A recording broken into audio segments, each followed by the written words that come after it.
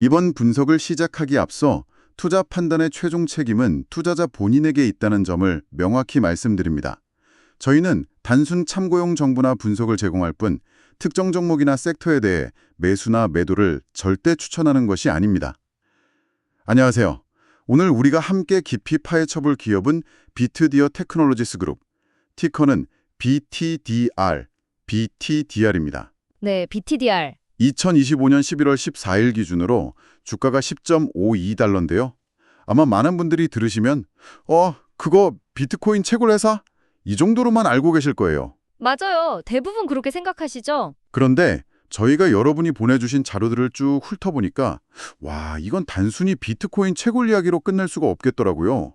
그 이면에는 훨씬 더 크고 복잡하고 흥미로운 그림이 숨어 있었습니다. 그렇죠. 파면 팔수록 새로운 게 나오는 그런 기업이죠. 그래서 이번 분석의 목표는 아주 명확합니다.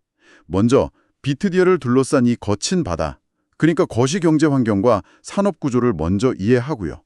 네, 큰 그림부터 봐야죠. 그리고 그 속에서 이 기업이 살아남기 위해 어떤 특별한 무기를 꺼내들었는지, 그리고 그 무기가 과연 날카로운지 아닌지를 저희가 아주 냉정하게 한번 분석해 보려고 합니다.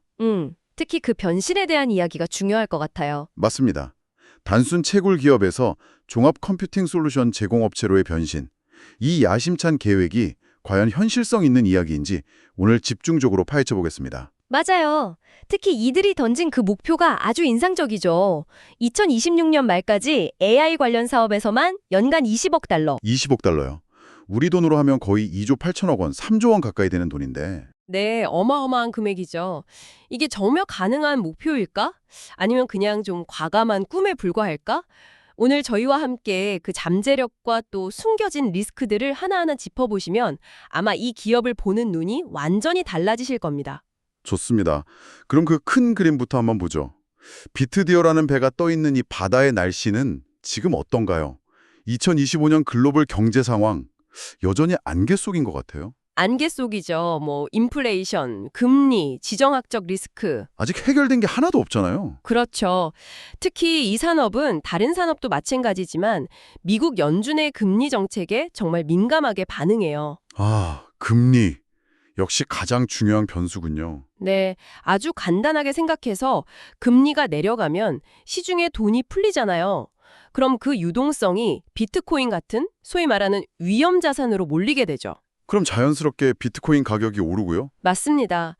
비트코인 가격이 오르면 채굴 기업들의 수익성도 좋아지는 그런 선순환이 생기는 거예요. 반대로 지금처럼 긴축 기조가 이어진다. 그러면 어떨까요? 돈 빌리기가 어려워지니까 대규모로 데이터 센터 짓고 채굴기 사야 하는 이 회사들 입장에서는 자금 조달 비용이 엄청나게 부담되겠네요. 바로 그겁니다. 배보다 배꼽이 더 커질 수 있는 거죠. 여기에 또 다른 변수가 있어요. 바로 규제입니다. 각국 정부가 언제 어떤 규제 카드를 꺼내들지 모른다는 그 불확실성, 이것까지 더해져 있는 아주 복잡한 환경인 거죠. 정말 사방이 지뢰밭이네요. 살얼음판을 걷는 기분이겠어요. 그런데 사실 그런 거시경제 변수는 모든 기업에 영향을 주잖아요. 저는 그보다 더 근본적인 게 궁금하더라고요. 이 비트코인 채굴이라는 산업, 그 자체가 구조적으로 돈을 벌기 힘든 곳인지, 이게 정말 궁금했어요. 아주 핵심적인 질문을 주셨어요. 여기서 정말 재미있는 분석이 가능한데 경영학의 고전이죠. 마이클 포터의 5가지 경쟁 요인, Five Forces라는 틀로 이 산업을 들여다보면 그 구조적인 어려움이 명확하게 보입니다. 포터의 5가지 요인이요. 들어본 것 같기도 한데 좀 쉽게 설명해 주실 수 있나요? 물론이죠. 어떤 산업의 매력도를, 그러니까 얼마나 돈 벌기 좋은 곳인지를 5가지 힘으로 평가하는 거예요. 첫째, 기존 경쟁자들이 얼마나 치열하게 싸우나. 산업 내 경쟁 강도? 네. 둘째, 새로운 경쟁자가 얼마나 쉽게 들어올 수 있나. 진입장벽이죠. 신규 진입자의 위협? 그렇죠. 셋째, 우리한테 부품이나 장비를 파는 공급자들이 얼마나 힘이 센가. 공급자의 교섭력. 넷째, 반대로 우리 물건을 사는 구매자들이 얼마나 힘이 센가. 구매자의 교섭력. 그리고 마지막은요? 마지막으로 우리를 대체할 다른 상품이나 서비스가 있나. 대체제의 위협. 이 5가지 힘이 모두 강하면 그 산업은 정말 수익 내기가 아주 힘든 레드오션인 거죠. 이제 그림이 그려지네요.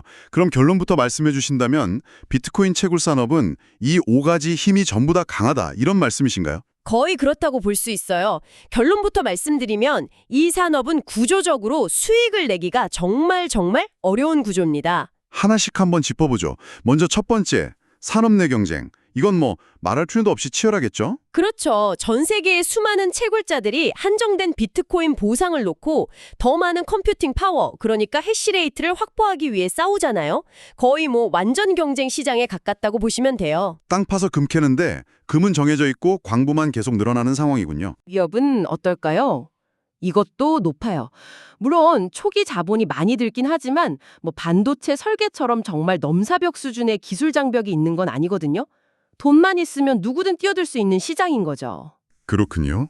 그럼 세 번째, 공급자들의 힘은 어떤가요? 채굴 장비 같은 걸 파는 회사들이요. 바로 그 지점이 아주 중요합니다. 공급자의 교섭력이 그야말로 막강합니다. 막강하다고요? 네, ASIC 같은 고성능 채굴기를 만드는 회사가 전 세계에 몇 개 없어요. 비트메인 같은 소수의 기업이 시장을 거의 과점하고 있거든요. 아, 그 회사들이 가격을 쥐고 흔들겠네요. 그렇죠. 이들이 이번 신제품 가격은 이겁니다 하고 내놓으면 채굴 회사들은 그냥 따라갈 수밖에 없는 구조예요. 안정적인 전력을 공급해주는 전력회사도 마찬가지로 강력한 공급자고요. 경쟁도 심하고 신규 진입도 쉽고 부품은 비싸게 사와야 하고 벌써부터 힘든데요. 그런데 진짜는 지금부터입니다. 가장 흥미로운 건 네 번째, 구매자의 교섭력이에요. 이건 그냥 높은 수준이 아니라 절대적이라고 할 수 있습니다. 구매자요? 구매자라면 비트코인을 사는 저희 같은 투자자들을 말하는 건가요? 아니요. 그보다 더 근본적인 개념입니다. 이 산업의 유일한 구매자는 바로 비트코인 네트워크 그 자체예요. 네트워크가 구매자라고요? 그게 무슨 말이죠? 비트코인 네트워크는 정해진 규칙, 그러니까 프로토콜에 따라서 블록을 생성한, 즉 채굴에 성공한 사람에게 정해진 양의 비트코인을 보상으로 줄 뿐이에요. 아, 요즘 전기세가 너무 올라서 힘드니 보상을 좀 더 드릴게요 같은 식의 가격 협상을 절대 하지 않는다는 거죠. 와, 그건 정말 생각도 못 해봤네요. 그냥 정해진 값을 받아갈 뿐이군요. 그렇죠. 이걸 경제학용어로 수요 독점, 모놉소니라고 불러요. 구매자가 단 하나뿐인 시장이라는 뜻이죠. 수요 독점? 네. 비유를 하나 들어볼까요? 제가 세상에서 가장 맛있는 빵을 만드는 제빵사예요. 그런데 제 빵을 사주는 손님이 이 마을에 딱 한 명. 그것도 자판기밖에 없는 거예요. 자판기요? 네. 그 자판기는 무조건 빵 하나에 1,000원만 내줘요. 제가 아무리 밀가루 값이 오르고 인건비가 올랐다고 하소연해도 소용없어요. 자판기는 1,000원만 줘요. 그럼 제빵사인 저는 어떻게 해야 할까요? 그 가격이 싫으면 그냥 빵을 안 파는 수밖에 없겠네요. 바로 그겁니다. 채굴자들이 처한 상황이 바로 이거예요. 구매자인 네트워크가 절대적인 힘을 가진 거죠. 마지막으로 대체제의 위협도 중간 이상은 돼요. 작업 증명이 아닌 지분 증명, POS 방식의 다른 코인들도 있고 투자자 입장에서는 굳이 채굴 주식이 아니더라도 AI나 다른 고성능 컴퓨팅 관련 주식에 투자할 수도 있으니까요. 와, 듣고 보니 정말 잔인한 구조네요. 정리하자면 경쟁은 피 터지게 치열하고 부품은 비싸게 사와야 하는데 정작 내 결과물을 사주는 구매자는 가격 협상조차 안 해준다니. 그야말로 양쪽에서 쥐어짜이는 낀 상태군요. 정확합니다. 샌드위치 신세죠. 이런 곳에서 살아남으려면 정말 남다른 아주 특별한 생존 전략이 필요하겠어요. 바로 그겁니다. 드디어 본론으로 들어왔네요. 바로 그 남다른 생존 전략이 오늘 우리가 분석할 비트디어 이야기의 핵심입니다. 이들은 이 불리한 게임의 판 자체를 바꾸기 위해서 두 가지 거대한 축을 움직이고 있어요. 바로 사업 다각화와 수직적 통합입니다. 좋습니다. 드디어 비트디어의 전략을 파헤쳐 보는군요. 그럼 그 첫 번째 축, 사업 다각화부터 한번 보죠.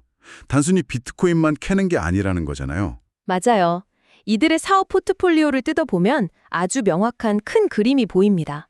첫째, 당연히 자체 채굴이 핵심이죠. 본업이니까요. 네, 그게 기본이겠죠? 2025년 10월 말 기준으로 41.2 EH라는 해시레이트를 달성했다고 해요. 이게 목표치를 초과한 수치인데 어느 정도냐면요.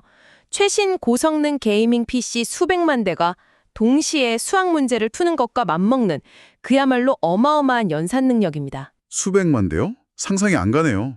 그만큼 이 분야의 진심이라는 거군요. 그렇죠. 이게 기본이고 두 번째 사업이 있습니다. 바로 클라우드 해시레이트 호스팅이에요. 클라우드 해시레이트, 호스팅. 좀 어려운데요. 쉽게 말하면 뭔가요? 이건 쉽게 말해서 컴퓨팅 파워 장사를 하는 겁니다. 두 가지 방식이 있는데 하나는 소액 투자자들한테 저희 채굴 장비의 성능 일부를 월세 내고 빌려드릴 테니 여기서 나오는 수익을 나눠 가져요 라고 하는 게 클라우드 해시레이트고요. 아, 장비 렌탈 같은 거군요. 비슷합니다. 다른 하나는 다른 대규모 채굴 기업들에게 장비는 직접 가져오세요. 저희가 잘 지어놓은 데이터 센터 공간이랑 안정적인 전기를 빌려드릴게요. 하는 게 호스팅 서비스죠. 일종의 부동산 임대업 같은 거네요. 데이터 센터라는 건물을 빌려주는. 정확해요. 특히 이 호스팅 사업이 아주 중요합니다. 2025년 2분기 매출의 약 38%를 차지할 정도로 안정적인 현금 창출원, 그러니까 캐시카우 역할을 톡톡히 하고 있어요. 그렇군요. 자체 채굴의 변동성을 이 호스팅 사업이 좀 보완해주는 구조네요. 그리고 마지막 세 번째 조각이 바로 이들의 미래를 건 승부수, AI 및 고성능 컴퓨팅 사업이죠. 정확합니다.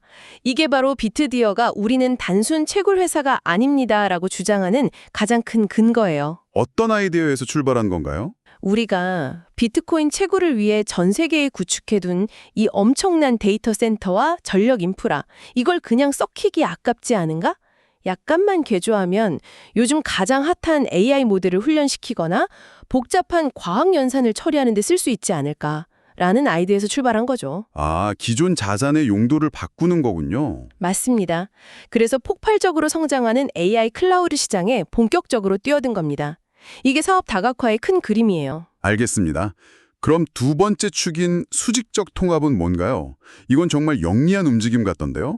아까 그 광산 비유로 돌아가면 남들이 만든 비싼 곡괭이를 사서 쓰는 게 아니라 아예 내가 세상에서 가장 효율 좋은 곡괭이를 직접 만들어버리겠다는 거잖아요. 맞아요.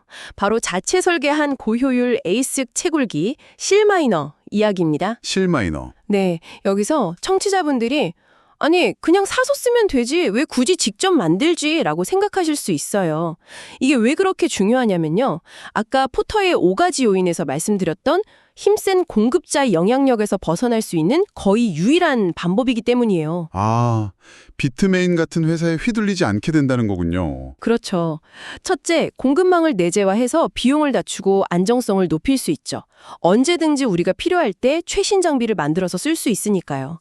둘째, 이게 더 중요한데 기술적인 우위를 점할 수 있어요. 기술적 우위요? 네, 최근에 발표한 최신 칩, 실 영사의 전력 효율이 저전압 모드에서 6에서 7 JTH 수준이라고 하는데요. 6에서 7 JTH.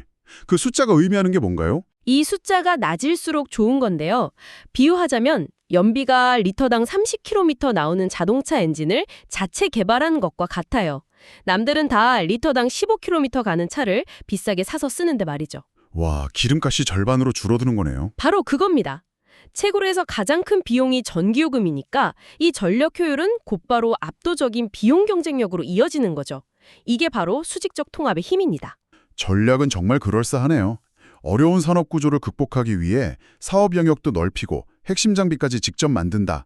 그런데 계획이 아무리 좋아도 결국 숫자로 증명해야 하잖아요. 물론이죠. 실제 실적은 어떤가요? 빛과 그림자가 있다고 들었는데요. 2025년 3분기 실적을 보면 그 빛과 그림자가 아주 명확하게 드러납니다.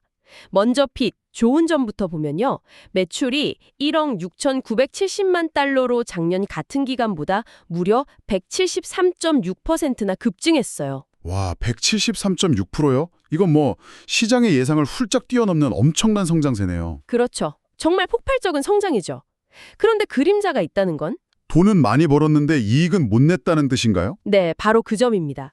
그렇게 폭발적으로 매출이 늘었음에도 불구하고 2억 6,670만 달러의 순손실을 기록했어요. 잠깐만요. 매출이 1억 7천만 달러인데 순손실이 2억 7천만 달러라고요? 네, 맞습니다.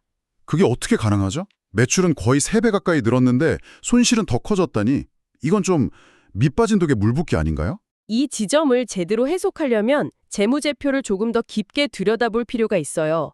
회계상의 순손실은 트지만 조정이비에다라는 지표를 보면 4,300만 달러 흑자로 전환했습니다. 조정 이비다요? 그게 또 뭔가요? 이비에다는 이자, 텍스, 감가상각비를 빼기 전의 이익을 말해요. 그러니까 순수하게 핵심 사업의 영업활동으로 돈을 얼마나 벌었는지를 보여주는 지표거든요. 아, 여기서 조정이 붙은 건 일회성 비용이나 주식 보상 비용 같은 것들을 추가로 제외해서 정말 핵심 사업의 펀더멘탈만 보겠다는 의미고요. 그럼 조정 이비에다가 흑자로 전환했다는 건 어떤 신호로 봐야 할까요? 핵심 사업의 운영 효율성 자체는 좋아지고 있다는 아주 긍정적인 신호로 읽을 수 있어요.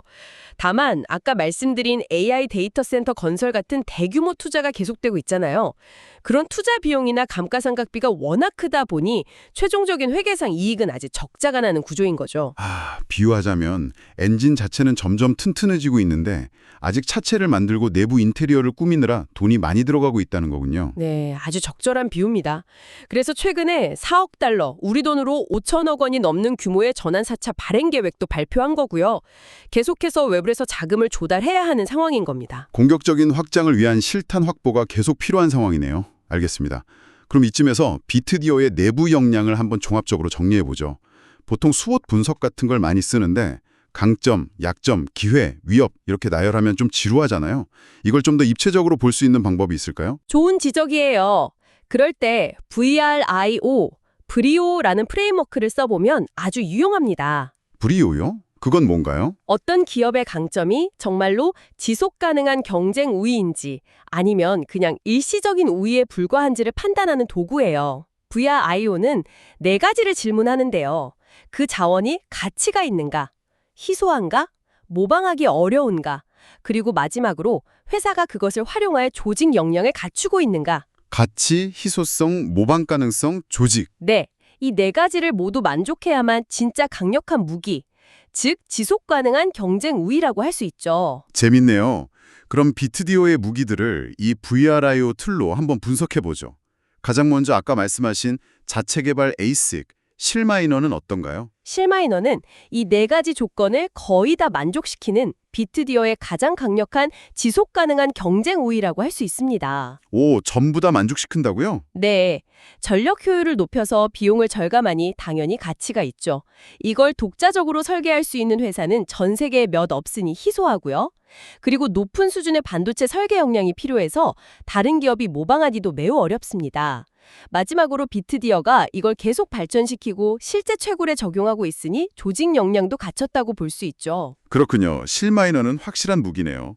그럼 전 세계에 구축해둔 글로벌 데이터 센터는요? 그것 역시 지속 가능한 경쟁 우위에 해당한다고 볼 수 있어요. 단순히 건물 짓는 게 아니라 대규모 전력을 안정적으로 끌어오는 계약을 맺고 각국 정부의 인허가를 받는 과정이 매우 복잡하고 시간이 오래 걸리거든요. 그래서 모방이 어렵죠. 알겠습니다. 그럼 가장 중요한 질문이 남았네요. 이 모든 것의 정점인 AI, HPC 전환 전략. 이것도 지속 가능한 경쟁 우위라고 할 수 있을까요? 바로 그 지점이 이 분석의 하이라이트입니다. AI HPC로 전환하겠다는 전력 자체는 당연히 AI 시장이 폭발적으로 성장하고 있으니 가치가 높죠. 네, 가치는 확실하죠. 하지만 이게 희소하냐고 물으면 고개를 갸웃하게 돼요. 왜죠? 왜냐하면 다른 대형 채굴 기업들도 비슷한 생각을 하고 있고 실제로 시도하고 있거든요. 우리도 데이터 센터 있으니 AI 사업하자라고요. 아, 경쟁자들이 이미 따라하고 있군요. 그렇죠. 따라서 이 AI 전환 전략은 아직 지속 가능한 경쟁 우위가 아니라 일시적인 경쟁 우위 단계에 있다고 봐야 합니다. 앞으로 이 전략을 얼마나 빠르고 얼마나 효율적으로 실행해서 다른 경쟁자들과의 격차를 벌이는지 그 실행력에 이 기업의 미래가 달려있는 겁니다. 실행력이 관건이다. 자, 그럼 이제 이 모든 조각들을 모아서 최종적인 그림을 그려보죠. 1시간 가까이 정말 깊이 파고들어 왔는데요. 비트디어, 어떤 기업이라고 결론 내릴 수 있을까요? 비트디어는 채굴이라는 아까 분석했듯이 구조적으로 돈 벌기 정말 힘든 산업에서 살아남기 위해 수직적 통합과 사업 다각화라는 아주 명확하고 영리한 전략으로 정면 돌파를 시도하는 기업입니다. 불리한 판을 바꾸려는 플레이어군요. 맞습니다. 그리고 여기서 가장 흥미로운 점은 바로 정체성의 전환이에요. 스스로를 암호화폐 채굴 기업이라는 프레임에 가두지 않고 고성능 컴퓨팅 인프라 제공업체로 시장의 평가를 새롭게 받으려, 즉 리레이팅을 시도하고 있다는 거죠. 리레이팅, 가치를 재평가받는다. 네, 변동성이 너무 큰 비트코인 가격이라는 단일 변수에서 벗어나서 구조적으로 성장하는 AI 시장으로 무게중심을 옮기려는 시도는 저는 굉장히 시의적절한 선택이라고 봅니다. 하지만 말씀하신 것처럼 이런 장밋빛 청사진이 현실이 되려면 넘어야 할 선이 정말 많아 보이네요. 당장 발등에 불은 역시 수익성이겠죠. 그렇죠. 계속되는 순손실 구조를 개선하고 수익성을 숫자로 증명하는 것이 최우선 과제일 겁니다. 또 막대한 자본이 들어가는 AI 데이터 센터 전환 프로젝트를 계획대로 차질 없이 성공적으로 완수해야 하는 그 실행의 리스크도 분명히 존재하고요. 계획은 누구나 세울 수 있지만 실행은 아무나 할 수 없으니까요. 맞습니다. 그래서 결론적으로 비트디어는 높은 리스크와 그에 상응하는 높은 잠재적 보상을 동시에 가진 그런 기업이라고 할 수 있어요. 하이 리스크, 하이 리턴이죠. 그렇게 하면 이 기업을 바라보는 투자자들은 어떤 점을 유의해야 할까요? 여러분이 이 기업을 보실 때는 자체 에이스 기술력 같은 강력한 내부 역량과 AI라는 거대한 성장 잠재력에 주목하시는 동시에 재무적 안정성이 개선되고 있는지, 그리고 그 AI 전략의 실행 과정이 얼마나 순조롭게 진행되는지를 분기 실적 발표 때마다 면밀히 추적 관찰하시면서 아주 신중하게 접근해야 합니다. 오늘 정말 깊이 있는 분석이었습니다. 마지막으로 여러분께 생각해볼 질문을 하나 던지면서 마무리하겠습니다. AI부터 신약 개발, 기후변화 모델링에 이르기까지 세상은 점점 더 과거와는 비교할 수 없을 정도로 막대한 컴퓨팅 파워를 요구하고 있습니다. 과연 비트코인 채굴이라는 단 하나의 특정 목적을 위해 지어졌던 이 거대한 인프라가 다음 세대 기술 혁신을 위한 초석이 될 수 있을까요? 흥미로운 질문이네요. 그리고 만약 비트디오와 같은 기업이 그 전환의 다리를 성공적으로 놓는다면 이들의 기업 가치는 지금과 비교해서 과연 어떻게 변하게 될까요? 다시 한번 말씀드리지만 투자 판단의 최종 책임은 투자자 본인에게 있다는 점을 명확히 말씀드립니다. 저희는 단순 참고용 정보나 분석을 제공할 뿐 특정 종목이나 섹터에 대해 매수나 매도를 절대 추천하는 것이 아닙니다. 항상 여러분의 성공 투자를 기원합니다. 내용이 좋으셨다면 구독, 좋아요 부탁합니다.